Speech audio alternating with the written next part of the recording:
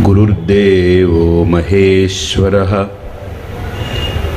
गुरुसाक्षात् परं ब्रह्म तस्मै श्री गुरवे नमः। ओम दयानंद चरणौ मनसा स्मरामि, श्री दयानंद चरणौ शिरसा नमामि।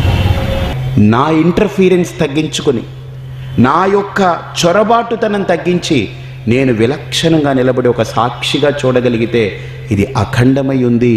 అస్థి భాతి ప్రియం రూపం నామచేత్యంశ పంచకం ఆద్యత్రయం బ్రహ్మరూపం జగద్రూపం తతోద్వయం. చాలా అద్భుతమైనటువంటి శ్లోకం అది. ఇక్కడ ఉండేది అస్థి భాతి ప్రియం అంటే సత్యం, జ్ఞానము, సత్, చిత్, ఆనందము, సచ్చిదానంద స్వరూపమే. సత్యం, జ్ఞానం, ఆనందం అవే ఉన్నాయి. అయితే ఈ ప్రపంచం అంటే, జగత్ అంటే నామ రూపముల యొక్క కలయిక. రూపము కల్పన, నామము కల్పన. ఇప్పుడు పరిపూర్ణానంద అనే రూపము కల్పన. ఈ రూపం ఎక్కడి నుంచి వచ్చింది? కల్పన. తండ్రి దగ్గర ఉన్నప్పుడు ఈ రూపం లేదు, తల్లి గర్భంలోకి వెళ్ళింది, రూపం వచ్చింది. తండ్రి గర్భంలో ఉన్నంత వరకు, తండ్రి దగ్గర ఉన్నంత వరకు ఈ రూపం రాలేదు. మాతృ గర్భంలో పడి మావిలో పడగానే ఈ చెట్టు మొలిచింది అక్కడ. అలాగనే విత్తనం మన చేతిలో ఉన్నంత వరకు చెట్టు కనపడదు. విత్తనం భూగర్భంలో పడింది అనుకోండి, అక్కడి నుంచి ఒక చెట్టు మొలుస్తుంది. అందుకనే మాతృగర్భము, భూమాత గర్భము. అందులో విత్తనం పడితే చెట్టు అవుతుంది. తల్లి గర్భంలో, మాతృగర్భంలో విత్తనం పడితే ఇగో ఈ పెద్ద పుట్ట వీడొస్తాడు. వీడికి చాలా పేర్లు ఉన్నాయి. పండు, కొండ, పోలు పేర్లు ఉన్నాయి, బండ, రకరకాల పేర్లు. అంటే ప్రపంచంలో ఎన్ని జంతువులు ఉన్నాయో అన్ని జంతువుల పేర్లు వీడికే. కుక్క, నక్క, ఈ జంతువులన్నీ ఒకసారి మీటింగ్ పెట్టుకున్నాయట. ఛీ, ఈ మనుషులు, ఈ మానవులు, వీళ్ళ బుద్ధులు తగలయ్యా, వీళ్ళందరూ మన పేర్లు ఎందుకు వాడతారు? దౌర్భాగ్యులు, దొన్నపోతని నన్ను ఎందుకంటారు వాళ్ళని? నేను వాళ్ళకంటే చాలా ఇదిగా ఉన్నాను. వాడికి బీపీ, షుగరు, హార్ట్ కంప్లైంట్లు, లివరు, ప్యాంక్రియాస్ అన్నీ పాడే కూర్చున్నాడు వాడు. దున్నపోతని నన్ను అంటాడు, అన్నీ చెడిపోయిన అవయవాలు పెట్టుకుని. ఒకడు ఉంటుంది, నిన్ను దున్నపోతంటే అన్నాడు, కుక్క అని నన్ను అంటున్నారు, ఒరే నక్క అని తిడుతున్నారు, ఛీ పాము అంటున్నారు. అంటే మనందరం, మనం మనిషి, ఛీ మనిషి అని అనట్లేదు, జంతువుల పేర్లు చెప్పే మనం వ్యవహరిస్తున్నాం. అంటే అంత హీనంగా ఉన్నాం. అంటే దానికి కూడా మనిషిని ఉపయోగించుకోలేని దుస్థితిలో ఉన్నాం మనం. మనిషి తన్ను తాను ఉపయోగించుకోలేని స్థితిలో పడున్నాడు. కుక్కల్ని, నక్కల్ని, ఏనుగుల్ని, పిల్లుల్ని దాన్నే వాడుకుంటున్నాం. ఇంకా వీలైతే జడ పదార్థాలు, కొండ, పండు, బండు, బండ, లేకపోతే అది ఇది పుట్ట, అవి పేర్లు. కాబట్టి బాగా ఒక్కసారి ఆలోచించండి. ఈ వికల్పాలు పక్కన పెట్టి ఆలోచిస్తే ఎంత అద్భుతమైనటువంటిది. ఇప్పుడు నేనేమనుకుంటున్నానంటే, నాకు ఈ రెండు కళ్ళే ఈ లోకాన్ని చూస్తున్నాను, నాకు ఈ రెండు చెవులే ఈ లోకంలో శబ్దాలను వింటున్నానని. ఇప్పుడు ఎప్పుడైతే ఈ పిండం, ఇది నేను అనేది ఈ పిండం పరిమితం కాదు, ఇది ఏకమయ్యుందని గుర్తించాను. సర్వతః పాణి పాదం తత్. ఎక్కడ పాదాలున్నది నావే, ఎక్కడ చేతులున్నవి నావే, ఎక్కడ కళ్ళున్నది నాదే. సర్వతోక్షిశిరోముఖం. ఎక్కడ శిరస్సున్నా నేనే, ఎక్కడ చెవులున్నా నేనే వింటున్నాను, ఎక్కడ ఏదైనా నేనే ఉన్నాను. సర్వతః శృతిమల్లోకే. లోకే శృతిమత్ సర్వతః వర్తతే యో వర్తతే తదహమస్మి. ఈ లోకంలో ఎక్కడ చెవి ద్వారా వింటున్నది నేనే, ఈ లోకంలో ఎక్కడ కళ్ళు ఉపయోగపడి చూస్తున్నది నాదే, ఈ లోకంలో ఎన్ని కళ్ళతో ఈ లోకాన్ని చూసిన అన్ని కళ్ళు నావే. బాగా ఆలోచించండి. నేను ఒకసారి అద్దాల మేడాన్ని తీసుకెళ్లారు. అంటే అద్దాల రూమ్ ఉంటుంది కదా, ఈ గుళ్ళల్లో ఏంటంటే ఓ బోల్డ్ అద్దాలు ఉంటాయి, ఇలాగ అద్దాలు గోడకి పెట్టుంటాయి. దాంట్లో వెళ్ళగానే అబ్బా ఒక 15 మంది పరిపూర్ణానందలు కనపడ్డారు. ఈ సైడు ఆ సైడు ఎదురుకుంటే అబ్బా ఓ అందరు కనపడ్డారు అనమాట. అర్థమైందా? దానికి ఒక గొప్ప కథ చెప్తారు. చాలా గొప్ప కథ, నాకు బాగా నచ్చిన కథ.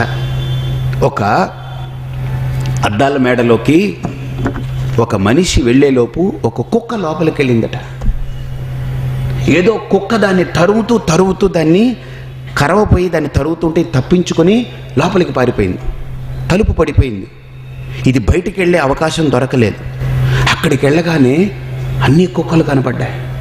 అయ్య బాబోయ్, బయట ఒక్క కుక్క నన్ను తరివితే నేను తప్పించుకుని వచ్చాను, ఇక్కడ 10-15 కుక్కలు ఉన్నాయనుకుని ఇది భయానికి అనింది. అది అవన్నీ కూడా అలా మురిగాయి. సౌండ్ లోపలంతా బంధించింది కదా, రీసౌండ్, శబ్దము వచ్చేస్తుంది, అవి మురుగుతున్నాయి. అయ్య బాబాయ్ 15 నన్ను దాడి చేస్తాయని ఇది ఏం చేసిందంటే వెళ్ళి అక్కడ ఆ కుక్కను ముందు కొడతానని వెళ్ళి కొట్టుకుంది. అది విరిగి పడిపోయింది. అప్పుడు అనుకుని దీనికి కూడా పగిలింది. అనుకుని ఆ కుక్క చచ్చింది.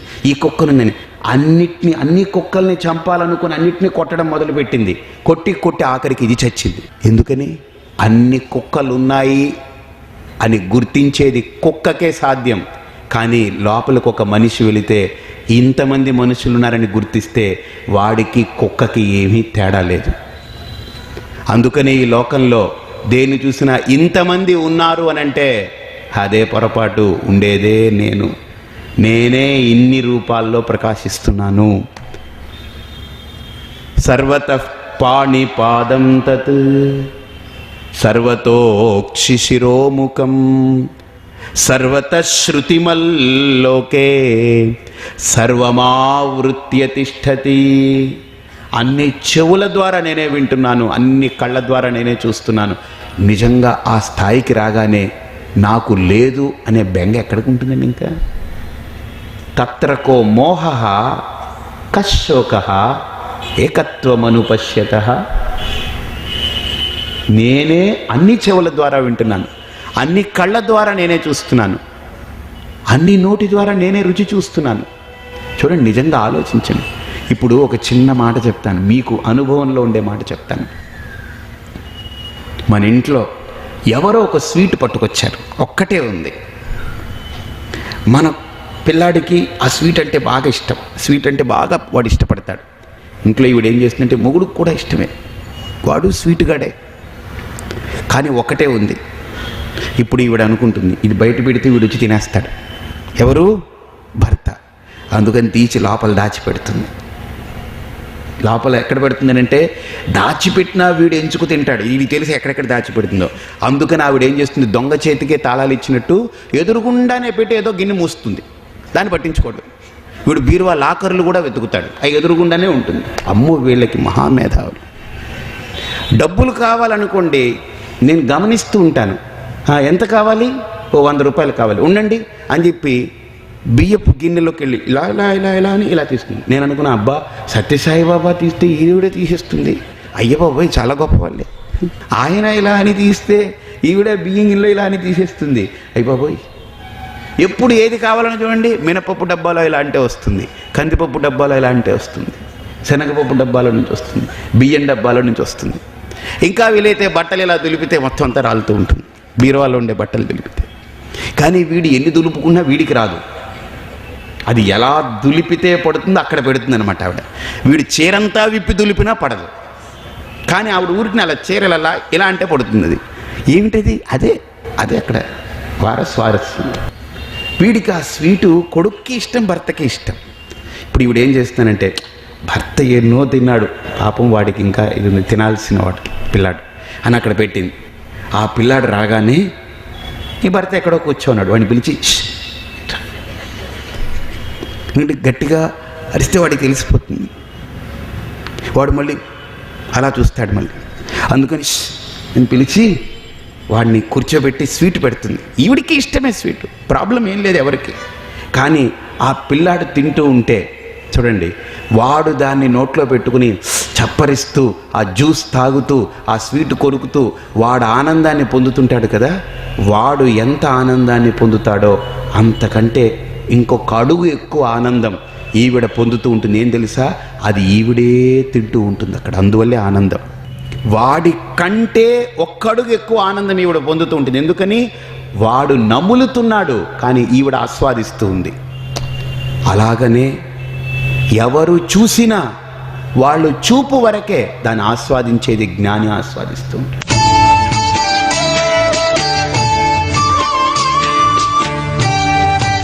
ఏకత్వమనుపశ్యతః తత్ర కో మోహః కశోకః.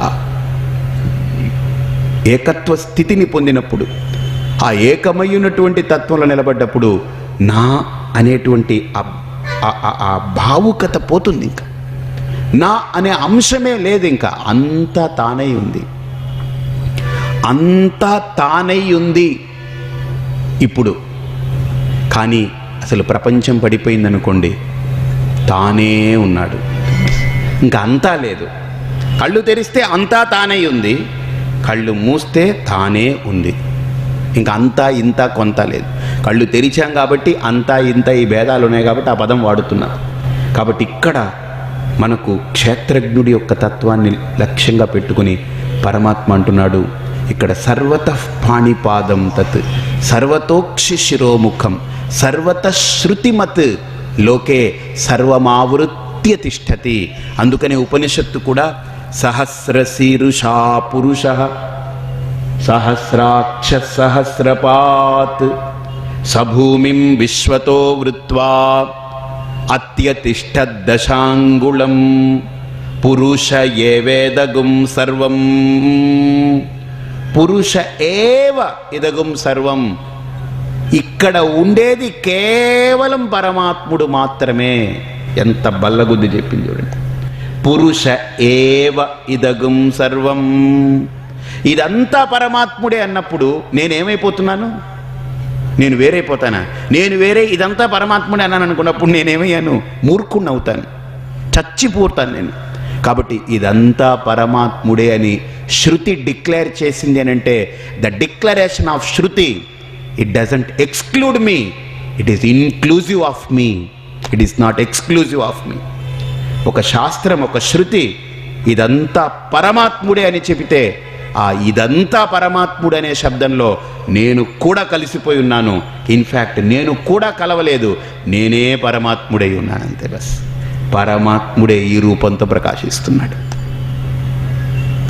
పురుష ఏవేదగుం సర్వం యద్భూతం యచ్చ భవ్యం ఉత అమృతత్వేషానః ఉతామృతత్వ శేషానః యదన్నేనాతిరోహతి ఏతావాన్ అస్య మహిమా. ఇదంతా అతని మహిమ, ఇది నా మహిమ కాదు. ఇది బాగా చూడండి, ఇదంతా ఈశ్వరమయమై ఉంది. అందుకనే ఉపనిషత్తు కూడా ఈశావాస్యమిదం సర్వం, ఇంత ఈశ్వరమయమై ఉంది. కాబట్టి ఎప్పుడైతే ఆ క్షేత్రజ్ఞుడు నేను అనే రెండు అక్షరాలని ఉపాధిగా కాకుండా స్వరూపంగా ఎప్పుడైతే ఆ స్థితిని ఊర్ధ్వముఖాన్ని పొందాడో, వాడికి నేననే ఉపాధి పడిపోయింది. ఇది ఎలాగైతే ఈ మాంసమయమైనటువంటి దేహము పరిధులతో కూడుకున్నటువంటిది నాది అనే భావన పోయి ఇదంతా ప్రకృతి అని కలిగిందో, నేను అనే భావన కూడా పోతుంది. నాది అనేది సమస్తమైపోయింది, నేను అనేది కూడా సమస్తమైపోయాను. ఇంకా రెండు సమస్తాలు ఉండవు, ఒకే సమస్తం. అర్థమైందా? ఏమంటే నాది సమస్తం ఒకటి, నేను సమస్తం ఒకటి, రెండు పార్టీ, నథింగ్ డూయింగ్. నేను నాది రెండు లేవు, రెండు ఒకటై పడుంది. కాబట్టి ఆ ఏకత్వ స్థితిని ఇక్కడ అందించడం కోసం విచారణ చేసి సర్వమావృత్య తిష్టతి. అయితే ఇప్పుడు అలా ఉంది, కానీ అనుభవం దగ్గరకు వచ్చేటప్పటికి మీ అనుభవం ఒకలాగుంది, నా అనుభవం ఒకలా ఉంది. ఇప్పుడు ఎండలో వెళ్ళాడనుకోండి, ఒకడికి ఎండ అంటే తట్టుకోగలడు, ఒకడు ఎండని తట్టుకోలేడు. ఒకడు చల్లటి నీళ్లు తాగగలడు, ఒకడు చల్లటి నీళ్లు తాగితే వాడికి పడదు. మరి ఈ తేడాలు ఎందుకండి? అన్నీ ఒకటే అయితే అనుభవం కూడా ఒకటేగా ఉండాలిగా, అవునా కాదా? ఒకరికి దుఃఖం ఉంటుంది ఒక అంశం, అదే అంశం ఒకడికి సుఖంగా ఉంటుంది. ఇంట్లో ఏసీ వేసి పడుకుంటారు, ఈవిడేమో ఫుల్గా పెట్టమంటుంది, ఆయనేమో కట్టే అంటారు. వీడికి ఏసీ అంటే చలో తెలియదు, ఈవిడంటే చలో తెలియదు. ఏమో మరి మనకు అర్థం కాదు. ఎవరంటే వణుకో తెలియట్లేదు, ఈవిడంటే వణుక లేకపోతే ఏసీ అంటే. నా దగ్గరికి వచ్చింది ఈ సమస్య, స్వామి ఇది మా ఇద్దరికి పెద్ద సమస్యగా ఉందండి. నాకేమో ఏసీ ఫుల్గా ఉండాలి, ఫ్యాన్ ఉండాలి, కప్పుకోవాలి. ఈయనకేంటంటే అసలు పడదు. నేను అన్నాను, ఆయన్ని పక్కకు పిలిచాను, మీకు ట్రబుల్ ఏసియా లేకపోతే బీసీయా?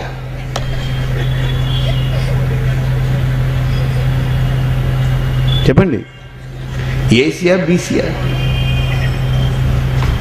ఏమోనండి నాకు తెలియట్లేదు. నేను చెప్పాను, మీరు ఒక పని చేయండి, ప్రతిరోజు మీరు హాయిగా ఇంకో గదిలో పడుకొని చూడండి. ఆయన అంటున్నారు, స్వామి మీరు చెప్పినప్పటి నుంచి చాలా హ్యాపీగా పడుకుంటున్నాను. ఓ, అప్పుడు సమస్య ఏసీది కాదు, బీసీది.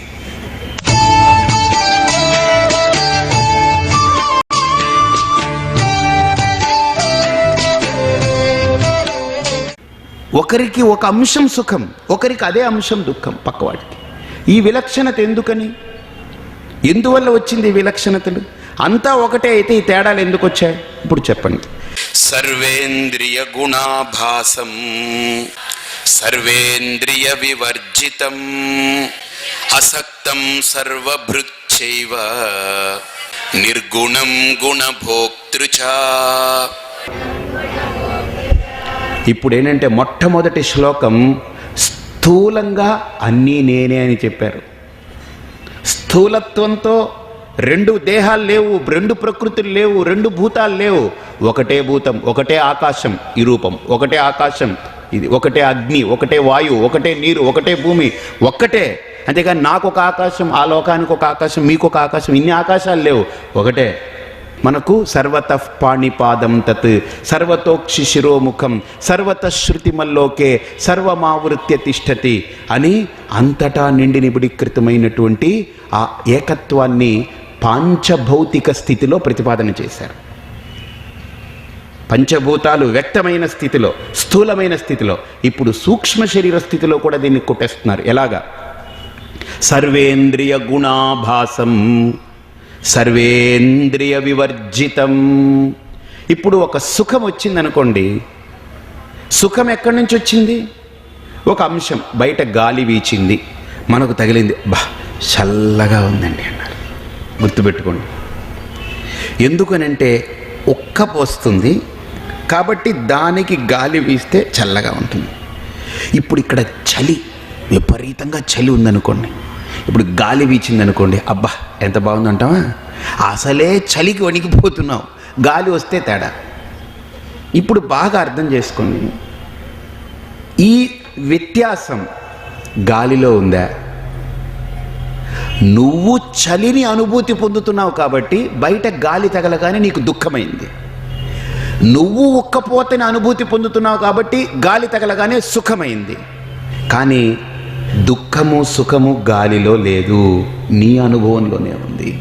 నా ఆలోచనలో సమస్య, నా చూపులో సమస్య, నా మాటలో సమస్య, నా నడకతలో సమస్య, నా వినికిడిలో సమస్య, ఎక్కడ బయట లేదు.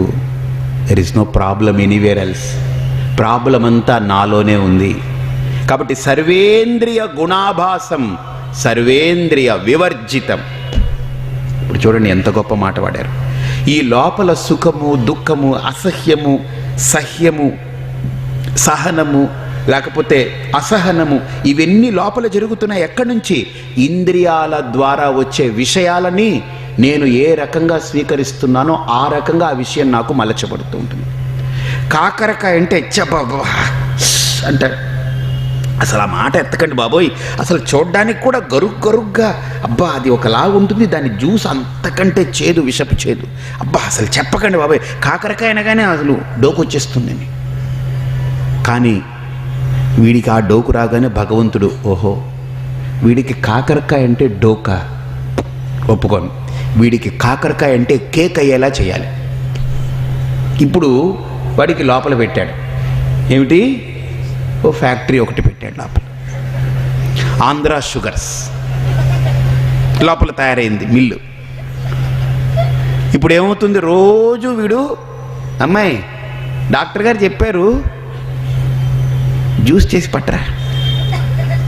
మొట్టమొదటి రోజు ఆ జ్యూస్ చేసి వాడు కళ్ళు మూసుకొని ఆ గ్లాసు నోట్లో పెట్టి మింగేసి ఏదో పోసుకుంటాడు. ఒక 5 నిమిషాలు మాట్లాడకండి, ఊరుకోండి, బా ఏదోలా ఉంది. ఇదే వీడు మందుగా ప్రతిరోజు తాగడం మొదలు పెడితే ఒక 20 రోజులు, 30 రోజులు, 40 రోజులు, ఒక 2-3 నెలలు తాగేశారనుకోండి, ఆ తర్వాత ఇంటికి ఎవరో గెస్ట్ వచ్చారనుకోండి, వాడికి వీడిని కూర్చోబెట్టుకున్నారు ఉదయం లేవగానే, వాడికి మంచి గెస్ట్కి మంచి కాఫీ, మంచి ఎక్సలెంట్ ఫిల్టర్ కాఫీ పట్టుకొచ్చి పెట్టారు మంచి నురుగుతోటి. వీడికి ఏంటి వాళ్ళ ఆవిడ కేక్ పట్టుకొచ్చింది, ఇది డోకు ఇంతకుముందు, ఇది కేక్. వాడు అడిగాడు అవతల వాడు, ఇదేంటి బావగారు, ఇదేంటి అన్నారు. ఇది కాకరకాయ జ్యూస్ అని అన్నాడు. వద్దు నువ్వు అనకు, నేను అలా అని ఇప్పుడు తాగుతున్నాను, వద్దు. నేను అలా అన్నాను రా, నేను ఇప్పుడు తాగవలసి వచ్చింది. ఏది వద్దనుకుంటామో భగవంతుడు అదే పెట్టి మనల్ని అలవాటు చేస్తాడు. ఏది కావాలనుకుంటామో దాన్ని దూరం చేసి, ఎందుకు నీకు అంతేంటి. మనం పిల్లలను వాళ్ళు ఏడుస్తుంటే అంతా ఎందుకు ఏడుస్తున్నావు పూజా అవతల అని ఎలాగైతే అంటామో, మన ఏడుపులు కూడా వాడికి అలా తెలుసు. పిల్లలు మన దగ్గర ఏడుస్తారు, మనం వాడి దగ్గర ఏడుస్తాం, ఇది లేదు అది లేదు, అలా ఉంటే బాగుంటుంది, ఇలా ఉంటే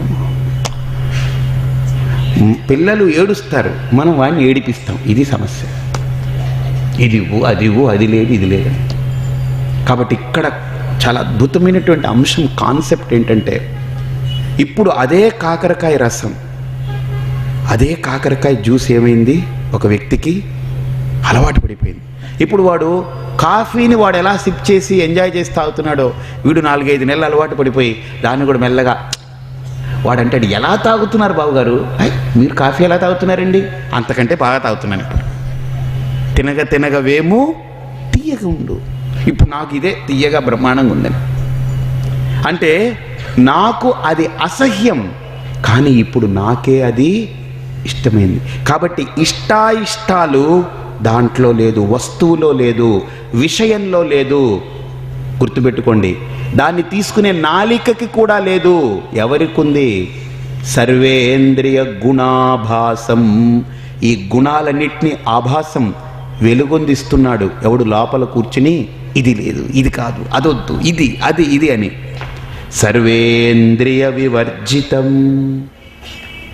ఈ ఇంద్రియాలను ఎప్పుడైతే దాటి వెళ్ళగలిగాడో, ఈ విషయాల్ని, గుణాల్ని, ఇంద్రియాల్ని దాటి వెళ్ళగలిగాడో, అసక్తం సర్వభృచ్చైవ నిర్గుణం గుణభోక్తృచ. ఎంత క్లీన్గా చెప్పారు చూడండి. ఈ గుణభృత్ గుణాన్ భర్తి ఇతి అంటే గుణాలన్నింటినీ కూడా లోపల పెట్టి పోషించేటువంటి ఆ స్థితి నుండి ఎప్పుడైతే ఒకడు ఆసక్తుడయ్యాడో, విడిపడ్డాడో, ఎదిగాడో మనిషి, అంటే సమస్య బయట కాదు, నాదే. తీసుకునే నాలోనే సమస్య ఉంది, కానీ బయట సమస్య లేదు.